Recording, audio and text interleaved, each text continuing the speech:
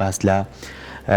پێوەرەکانی پێدانی زەکاتەکەین کە ئێستا لە ماچی پیرۆزی ڕەمەزانانی ئێمەش وەکو پرۆگرامی ڕۆژێکی نوێ زۆربەی ڕۆژەکان ئێمە مامۆسایانی ئاینیمان بانگێش کردوێتە ئێرە ئێمە سوپاسیانەکەین بۆ تەواوی مامۆسایانی ئاینی کە لێرە ئامادە بوون و کۆمەڵی ڕێنمایی و کۆمەڵی ئامۆژگاری و کۆمەڵێ بابەتی زۆر گرنگ و وە کۆمەڵێک لە ڕێکارە گرنگەکانی ئاینی پیرۆزی ئیسلامیان لێرەوە بۆ بینەرەکانمان ڕوون کردوێتەوە ئێمە زۆر سوپاسیانەکەی ئەمڕۆژ بە خۆشحاڵیەوە مامۆسایشی ئاینی زۆر بەڕێز لامانە کە باز لە پیوەرەکانی پێدانی زەکاتەکە کە لە ئێستەوەی تر هاوڵاتیان زۆربیان لەوانەیە زۆر جار نەزانن یاخود چۆن پرس و ڕابکەن یاخود زەکات بند بە چێ یاخود بڕەکەی چەندە وەت لەسەر چێ فەرزە پرس و ڕای مامۆسایانی ئاینی کە ئەوان زۆربەی کە دەزانن کە ئەو کەسانە پێویستیان پێێتی کە تۆ زەکاتیان بیتێ ئەمانە زۆر گرنگن و ئەو پێوەرانش چییە کە بتانی تۆ زەکاتی لەسەر بیت و تاوەکو بتوانانی لە مانگی پیرۆزەیە لەگەڵ نوێژ و ڕۆژەکان تا بتوانانی زیاتر خی گەورە لێ و قوبڵ بکە ئێمە گفتوگۆ لەسەرم بابەتاکەین بە میوانداری زۆر بەڕێز مامۆستا عەباس خدر وەکو مامۆسای ئاینی کە بەڕێزیان ئێستا لە ستۆدیۆ لای ئێمە میوانە مامۆستاجان زۆر بەخێربێی بەیانی باش زۆر سپاس بۆ جنابتان بەیانی جنابتان باش مانگی ڕەمەزانیش پیرۆز بێت سپاس بۆ ئامادەبوونەکە لێرە بێت سپاس بۆ جنابیشتان لێرەوە سڵاو و ڕێزمان هەیە بۆ بینەران و بیسەرانی ئەم کەناڵە جوانە ئەوە داواکارین لەخوای پەروەردگار تاعات و عیبادەتی هەموو لایەکمانی قبوڵ کرد بێت بۆ مانگە ڕەمەزانە پیرۆزە کاتێک بە سەرمانە تێپەڕێت بوو بێتە مای هەڵوەرینی هەڵۆپەڵەکانمان و بوو بێتە مای برایەتی و دڵخۆشکردنی مسلمانان و ئولفەت و یەکبوونەوەی دڵەکانمان ئینشاء الله. مامۆساگەر بێنە سەر بابەتەکەمان کە باسی پێدانی زەکاتەکەین. زەکات ئەبێ بدرێ بەچێ و لە هەمان کاتیشا ئەو زەکاتەی کە تۆ داوناوە بێ بۆ کەسێک کە مستحق و پێویستی پێێتی ئەبێ چۆن بێ ئایا پرسوڕا بە مامۆسایانی ئاینی بەڕێزی وەکو ئێوە بکات یاخود چۆن بتوانێت ئەم زەکاتی بات و لەسەر چێ فەرزە زەکات بەناوی خوای بەخشندەی میهرەبان سوپاس و ستایش بۆ ذاتی پاکی پەروەردگار و درود و ساڵ و سەجیانی پاکی پێغەمبەر صلی الله علیه وسلم و لەسەر یار و یاوەران و شوێنکەوتوانی بێت بەگشتی. زەکات یەکێکە لە پێنجپایە گەورەکەی کە ئاینی پیرۆزی ئیسلام دایناوە لەسەر ئینسانی مسلمان لە پاش شەهادەت داد بە تاکو تەنهایی خوای گەورە و پێغەمبەرایەتی حەزەتی محەممەد المستەفا و تا ئەشهەدو ئەن لا إله إلا الله و ئەشهەدو ئەنە محەممەد ڕەسوول الله. دووهەم پایە نوێژە و سێهەم پایە لە ئیسلامە زەکاتە بۆیە کەسێک زەکات نەدات و ئیمانی بە زەکات نەبێت بۆیە نوێژ و عیبادەتەکەی کەشی لێ وەرناگیرێت. پایەکی گەورەی ئیمانە بۆ ئینسانی مسلمان و پایەکی گەورەی ناو ئیسلامەتیە. زەکاتیش خوای پەروەردگار بۆ ئەوەی کەوابی گەینی بە حەقی خۆی دووشت هەن کە خوای پەروەردگار لە قورئانە کە مافی خەڵکە و خوای گەورە خۆی دیاری کردو تەنانەت نەیاوەتە دەست پێغەمبەرەکەشی صلی الله علیه وسلم حاشا لە پێغەمبەر لەبەرەوە ناکە خوا نەخواستە پێغەمبەر صلی الله علیه وسلم جێبەجێ ناکایان کەم و کوڕی تیا بێت بەڵکو لەبەرەوەی کە ئێمەی مرۆڤەکان قیل و قالی لێ نەوزۆزینەوە و فێڵێکی لێ بدۆزینەوە بەوەی کە بڵێن ئەم حەدیثە ضعیفە ئەم حەدیثە حەسەنە ئەم حەدیثە متەواتر نییە حکمی پێ ناکرێ بۆیە خوای پەروەردگار بە نەسی ئاەتی قورئانی خۆی لە قورئانە تۆماری کردووە بۆ ئەوەی کە ئەمە بزانین چۆن دەفعیەکەی یەکێ لەوانە وەرەسەیە میراسە کە خوای گەورە دیاری کردو میراث بە چێ ئەدرێت ناوی هێناون و بەشەکەشی بۆ ژیاکردونەوە بۆی کەس نەتوانێت هیچ فێڵێکی لێ بدۆزێتەوە. و دووهەمیشیان زەکاتە خوای پەروەردگار لە قورئانە بە نەسی ئاەت دیاری کردو لە سوورەی التەوبە کە فەرمێ إنما الصدقات للفقراء والمساكين والعاملين عليها والمؤلفة قلوبهم وفي الرقاب والغارمين وفي سبيل الله وابن السبيل فريضة من الله والله عليم حكيم. خوای گەورە هەشت تاقمی داناوە کە ئەم هەشت تاقمە زەکات بەم هەشت تاقمە دروستە کە وەختی خۆم هەشت تاقمە هەم بەڵام ئێستا لە کاتی مرۆ بەعزێکیان کەوا نەماون بۆ نمونە مەسەڵەن یەکەمیان کە خوای گەورە نایەن فەرمێ فقەرا ئەوەی کەوا هیچی نییە جا بەهۆی ئەوە کەوا جاری وا بەهۆی پیرۆپەکەوتەییەوەیەتی جاری بەهۆی نەخۆشیەوەیەتی ناتوانێت کەسابەتێکیش بکات و پێویستی بە هاوکاری مسلمانان و یارمەتی و کۆمەک و دەستگیرۆی مسلمانانە جاچی بە شێوەی زەکات بیان بە شێوەی سەدەقات بێکەوابی دەنێ. دووهەمیان مەساکین ئەوەیە کەوا کەسەکە توانێت کاسبی هەیە بەڵام لە ساڵێکا مثلەن ئەوەی کە دەستێکەوێت لە مانگێک ئەوەی کە دەستێکەوێت ئەگەر بە مانگی بە 600,000 مەصرفی بێت ئەم 300,000 دەزەکەوێت معاشێکی کەمی هەیە یان کار و کەسابەتێکی کەمی هەیە پێی دەرناچێت ئەم کەسا خاوەن ماڵ و ئایلێ و بەڵام بژێوی ژیانەکەی بەشی نیوەیەکات یان کەمتر لە نیوەکان شتێ لە نیوەی زیاترەکات ئەمەش تەبقەی دووهەمن کە خوای گەورە دیاری کردووە لە دوای فقەرا کە فقەرا و باسمان کردوانە کە هیچ تەنها چاوەڕێی دەستی مسلمانانن هیچ سەرچاوێکی دارایی و توانایەکیان نەجابەهۆی وەکو باسماکە پیریان نەخۆشی یان حاڵەتێکی تر بێت دووهەمیان ئەوانەی کەوە هەیەنەوە بەشیان ناکە سێهەمیان کە ئەوانە کە لە زمانی پێغەمبەر سەڵسەڵەم هەبوون زەکاتیان کۆ کردو مۆزەفی دایرەی زەکات بوون ئیشانەوە بۆ من مۆزەفانە معاشەکان لەسەر و دایرەیە بوو کەوا زەکاتیان کۆ کردو ئەمر بۆ بەیت الماڵ ئەوە کە ئێمڕۆکە مەسەل نەماونەوانە چوارەمیان مؤلفەتی قلوبهم ئەو کەسێک مەسەل ڕێژ عەشرەتێکە خانەدانە گەورەی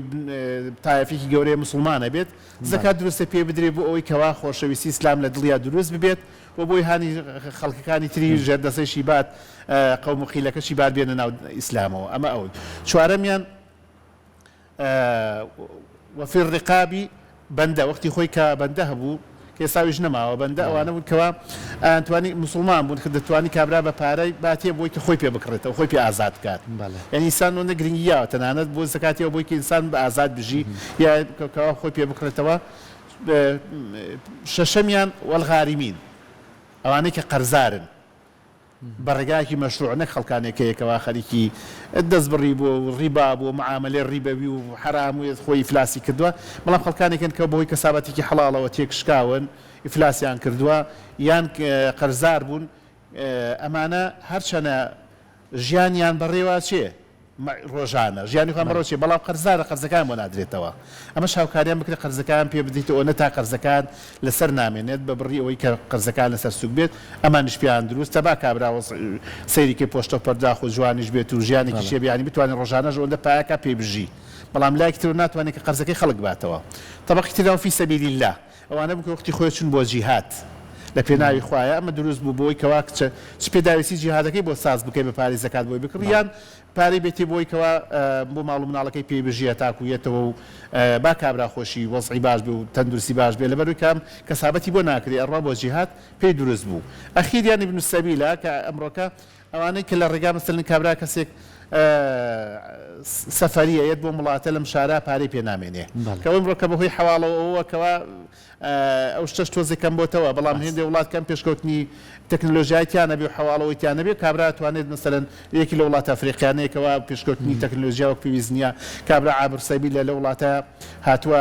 پارەی پێ نەماوە لەژێ خۆی دەوڵەمەنە پارەی زۆرە بەڵام دەستی نایگاتی لێی بڕاوە دروستە ئەوەی بێتێ تا پێگاتەوە مەملەکەتی خۆی ئەمە ئەو هەشت تەبەقەیەن کە خوای گەورە دیاری کردو بۆیە جاری وایە ینی خەڵکێکی تر ئەمە بۆی خوا دیاری کردو ئاها بۆی کە ئێمە ئیتر کەسی تری لێ نەدۆزینەوە فێڵی نەکە تەنانەت خوای گەورە ینی دروست نییە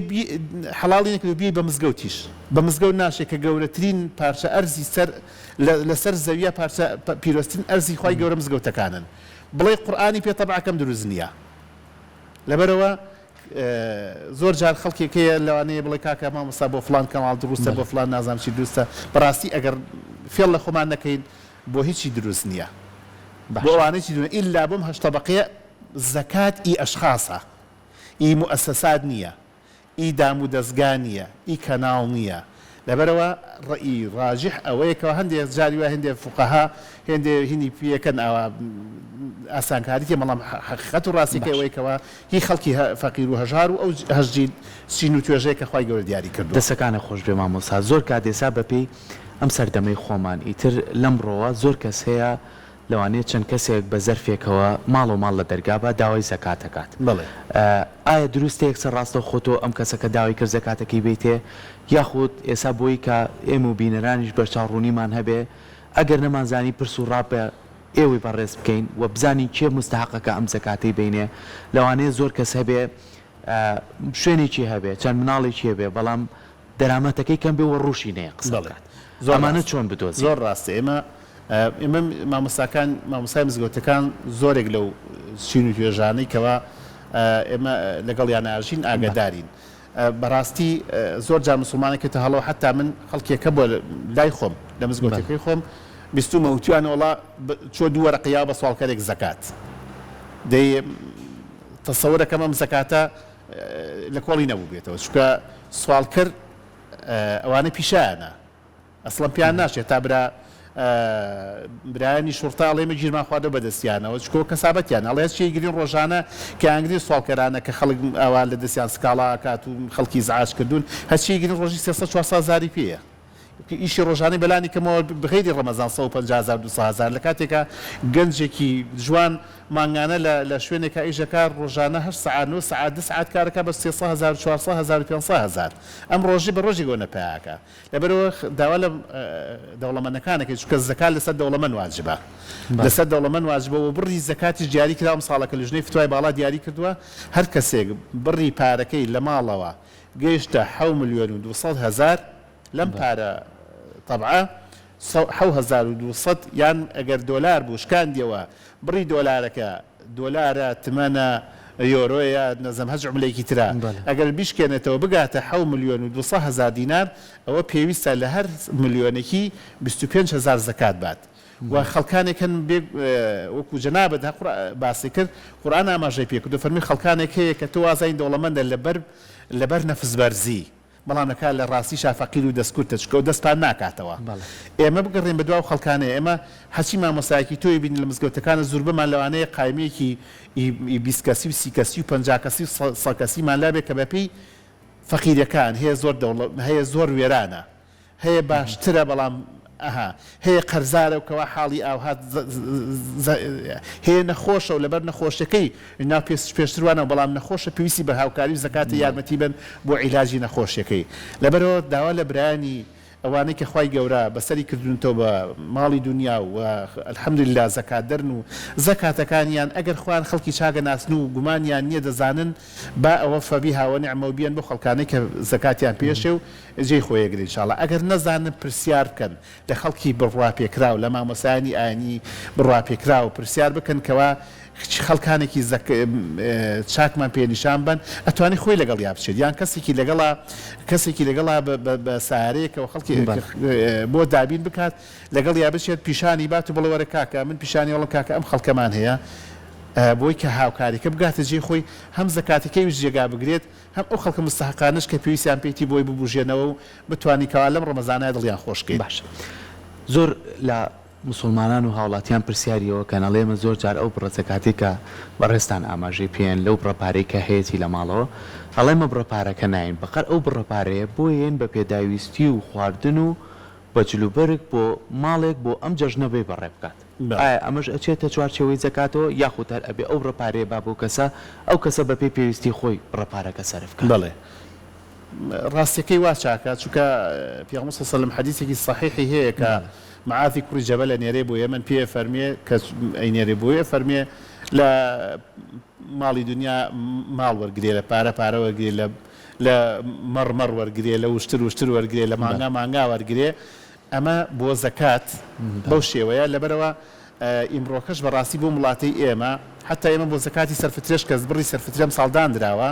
بۆ سەرفترە بۆ هەر نەفرێک 3,500 دانراوە ینی زۆر جار خلاف دروست دەبێت هێندێک لە بران لە مامۆسایانی ئاینی شتەکە بە دەستگەکەنەوە ئەڵەن زمانی پێغەمبەر صلی الله علیه و سلم هەر قوتی یاوە بۆ زەکات لەبەرەوە با هەر قوت بات کابرا برنج بات نازان ئەلەو بابەتانە بەڵام ئێمە دامان لیژنەی فتوا کە باڵا دیاری کردووە بۆ هەر نەفری 3,500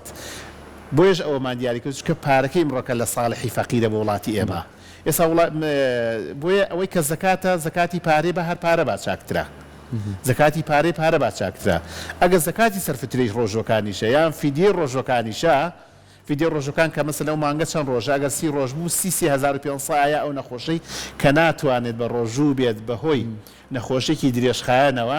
یان بەهۆی پیریەوە ڕۆژەکانی بۆ ناگیرێتەوە ناتوانێت ڕوخسەتی شەرعی هەیە ئەوانەی ئینشاءڵڵا شەریکی ڕۆژەکانیشن لەگەڵ مسلمانانە و بۆ هەر ڕۆژێکی بڕی 3,500 چەند ڕۆژ بوو مانگەکە 29 بوو یان 30 بوو بیاد بە خەڵکی فەقیر وەژار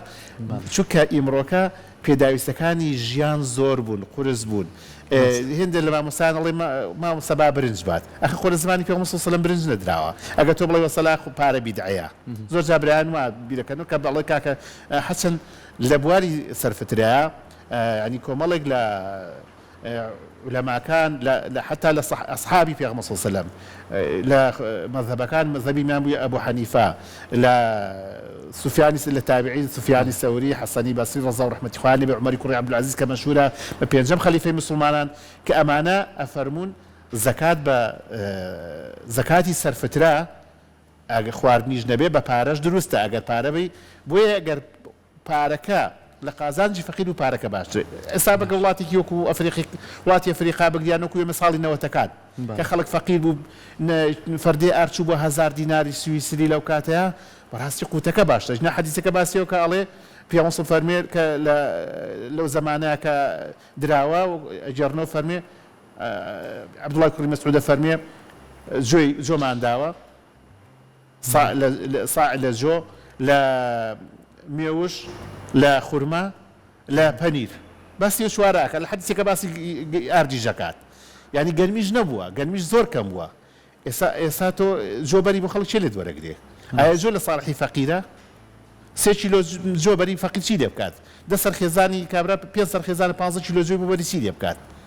ئێوە کاتە جۆش نەبوو کابرا خوڕمای بۆ بردووە جۆکەش باش بووە جۆکەشی دەست دەکەوتووە خوڕمای بۆ بردووە مێژی بۆ بردووە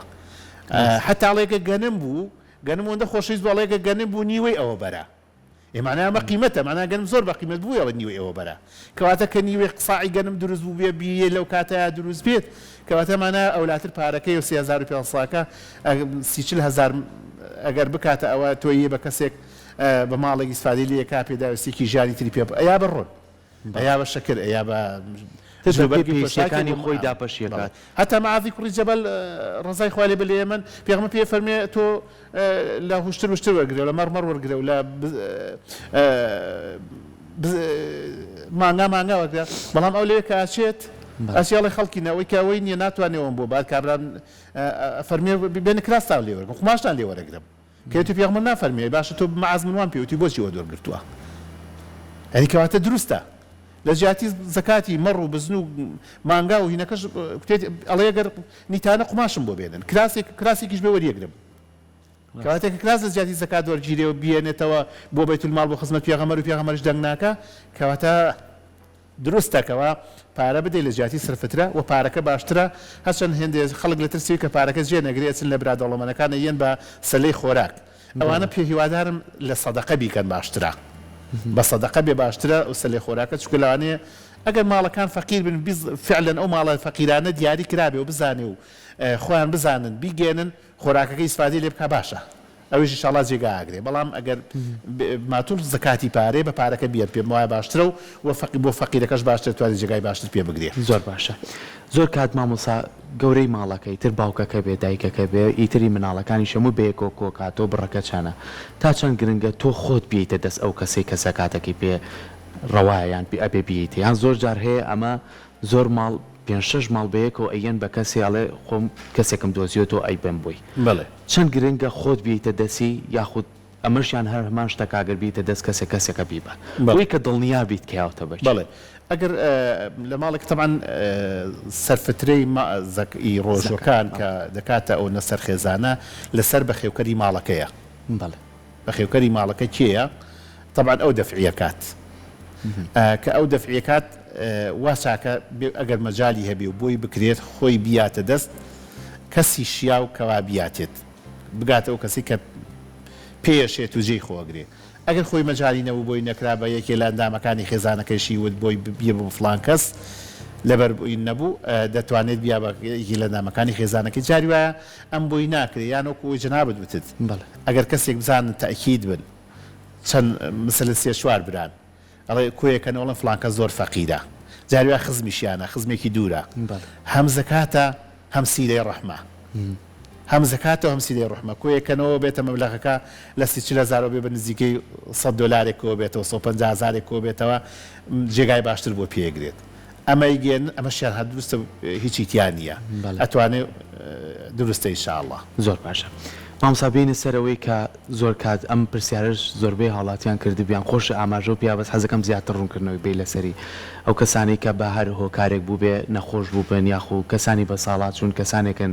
لە ژێردا و دەرمانی پزیشکان و پرسوڕای ئێوەشیان کردووە کە نەیانتوانیوە ئەم مانگە بە ڕۆژوو بن هەندێک کەسی شەیە گەنجە بەڵام نەخۆشی منە قورسیە نەیتوانیوە بە ڕۆژوو بێت ئەو بڕەپارەیە وەکو زەکات ئەبێت دڵنیا بێتەوە لەو کەسێک کە ئەیاتێ و ئەبێت چۆن بیات و ئەبێ پرسوڕای ئێوە بکات یاخود چۆن باڕکردنەوەیەکمان هەبێ لەسەرەوە ئەو برا و خوشکانی کە نەخۆشن ئێمە سەرەتا دەپاڕین دڵی خوای بخاتی ناوە جوانەکانت بخاتی گەورەی حرمەتی ئەم مانگە پیرۆزەت و ئەم ئاخر ڕۆژە پیرۆزانەی کە شەوانی قەدریتیایە کۆتا مانگی ڕەمەزانە خوای پەروەردگار شیفایان بات بخاتی ناوە جوانەکانی تەندروستیان باش بکات بتوانن لەگەڵ مسلمانانە ساڵی داهاتوو بە ڕۆژوو بن ئینشاءالله ئەوانیشیان کە ناتوانن خوای گەورە تاقیکردنەوە بە نەخۆشی نێگیان بەهۆی پیریەوە ئەگەر لەوە پێشدارێ بە ڕۆژوون باوە مژدەیەکی گەورەیە بۆیان حدیثی پێغەمبەر فەرمایشی شیرینی پێغەمبەر صلی الله علیه و سلم ئەو کەسانەی کەوا لەوە پێش هەتا توانە و دەسەڵاتیان هەبوو بەردەوام بوون لەسەر عیبادەتێک کردویانە کاتێک کە نەخۆش دەکەون و ناتوانن بەهۆی نەخۆشیەوە و لەو عیبادەتە دابڕن بەهۆی نەخۆشیەکە و بۆیان ناکرێ جەستەیان مساعد نییە بۆی کەوا جێبەجێ بکەنەوە عیبادەتە خوای پەروەردگار وەکو تەشبیه نەبێ ولله المەثل الأعلى وەکو خانەنشینی دنیایی چۆ خانشینی کەسێکەوە لە دایرێکە 25 ساڵ دەوامی کردو دوای خانشینە بێت و ڕاتبەکەی نێت ڕاتبەکەی ئەگەری مۆزەفی مەدەنی بێ لە سا 80 دەنێ جاری وایە ئەگەر خزمەکە کەمتر بێ لە سا 15 ئەم لای خوا لی کەم ناکرێتەوە لە سا 86 نییە بە کاملی بۆیە نووسرێت ئەو عیبادەتێکی کردوێتی بە کاملی بۆیە نووسێت لەبەرەوەی لە پێشترا سەلماندوێتی کە ئەم کردوێتی ئێستا ناتوانێت بەنسبەت سەرفترەکەشەوە کە دانراوە بۆ کەموکوڕی ئەوەی کەەوە ناتوانێت ئەو فیدیە ڕۆژەکانی ئەو چەند ڕۆژە ئەو مانگا کە نەیتوانێت بە ڕۆژوو بێت سییان 29 یان جاریوە زەختی لە خۆی کردووە ناوبەناو چەند ڕۆژێکی لێگرتووە هەشتێک هەژنوەیەک لێگرتووە باخی و ڕژانەی کە نەیگرتووە کە کۆی دەکات و دەکاتە مەبلەغێک ئەوش بە هەمان شێوی فیدیەکە و بە هەمان شێوەی زەکاتەکەی تر و کە باسمان کرد بگەڕێ بە دوای خەڵکێکی باش و شیاوە کەوا پێی بگات کەوا دروستە پێی وەک بە تایبەتی ئیمڕۆکەمە جی طبقەی دووهەممان زۆرە یەکەم وتمان فەقیرە ئەوەی کە هیچی نییە ئەمانە ئەم طبقەی هەیە بەڵام طبقەی دووهەمیان زۆرتر لە هەمویان کە هەیەی و بەشی ناکات با کابرا گەنجیش بێ با کابرا مەسەلەن دەبینی کەسابەتی ژەکا بەڵام ئاگال لێتی کە بەشی ناکە ژیانیان قورسە کرێچیە ئەوەی کە پایەکە لەوانەیە کرێخان و مەساریفی ئاو کارەبا و چی ئەو پێداویستانی کە ئەمڕۆ کە لەسەر خەڵق قورس بووە تەلەفۆنات و چی وای لێ کردو کەوای نەمێنێتەوە ماڵ و مناڵەکەی کەوا پێ بژی بگەڕێن بە دواو خەڵکانای بیان بۆ خەڵکانە تاکوزی خۆی بگرێ و ئینشاءالله خی گەورەش لێ قبولکە و بێتە کەفارەتی و هەڵوەرینی هەڵۆپەڵەکانیان و تەندروستیان باشکە بە ساڵی داهاتوو دەستەکانە خۆش پێ مامۆستا ئێمە سپاسی تۆکەین سپاس بۆ تۆ کە ڕوونکردنەوە ناینێ لەسەرەوەی کە زەکات بین بەچێ و پشتوانی بەرچاوڕوونیمان هەبێ کە بە هەڵە نەیین و بین بە کەسێک کە مستحق بێت و بتوانێت سوودی لێبینێ و لەم مانگە و لەم بەرە جەژنانە دووبارە سپاس بۆ ئامادە بوون. سپاسانەکەم و منش داواکارم لە برا دەوڵەمەنەکان کەوا ئەمە نیشانەی ئیمانە سەکاتەکەیان بن چونکە پێغەمبەر صلی الله علیه و سلم لعنەتی کردووە لە سێ کەس دوێتە قاڵبیەوە فەرمی ئەو کەسەی کەوا ڕیبا خوا ئەو کەسەی کە معاملەی ڕیبا دروست ئەسازێنێ و ئەو کەسەی زەکات نایە زۆر خەتەرە زەکات نەدان لەبەرەوە ئومێدەواریم هەتا زەکات هەروشەی زەکاتیش بە مانای نەشونما هاتووە نەترسندەوەی کەوا پارەکانیان کەمە بێتەوە بەڵکو نەشونمای پێکا زیان دەکات هەروشەی زەکات بۆ مانایەت ئومێدیەوەی کە خوای گەورە دەوڵەمەندەکانمان خێرخوازەکانمان چیسان پڕبەرەکەت بێ و خوای گەورە تاعات و عیبادەتی مولایەکمان قبول بکات. سپاس بۆ جەنابیشتان و سپاس بۆ تۆ بۆ بینەرانی بەرنامە زۆر زۆر بەخێر بێ مامۆستا زۆر سپاس بۆ تۆ.